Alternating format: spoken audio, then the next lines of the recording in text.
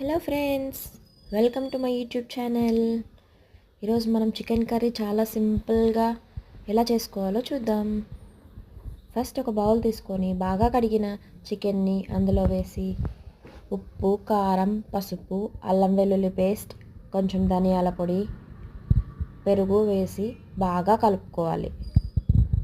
బాగా కలుపుకున్న చికెన్ని ఒక హాఫ్ అన్ అవర్ మ్యారినేట్ చేసుకొని పెట్టుకోవాలి. అలా మ్యారినేట్ చేసుకుంటే చికెన్ చాలా సాఫ్ట్గా జ్యూసీగా వస్తుంది.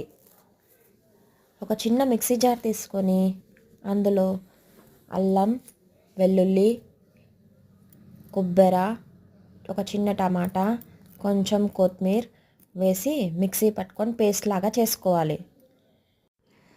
తర్వాత స్టవ్ ఆన్ చేసుకొని స్టవ్ మీద ప్యాన్ పెట్టి 3 to 4 టేబుల్ స్పూన్స్ ఆయిల్ వేసి మనం మ్యారినేట్ చేసి పక్కన పెట్టుకున్న చికెన్ని ప్యాన్లో వేసి బాగా ఫ్రై చేసుకోవాలి. చికెన్ ఆయిల్లో బాగా ఫ్రై అయిన తర్వాత మనం మిక్సీ పట్టుకున్న పేస్ట్ అందులో వేసి బాగా మిక్స్ చేసుకోవాలి.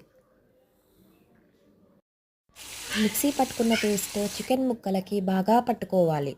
అలా అయితే చికెన్ చాలా టేస్ట్గా వస్తుంది.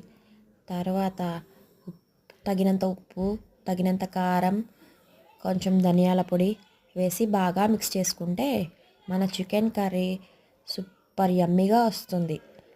లాస్ట్లో కొంచెం కొత్తిమీర వేసి స్టవ్ ఆఫ్ చేయండి. మన చికెన్ కర్రీ రెడీ.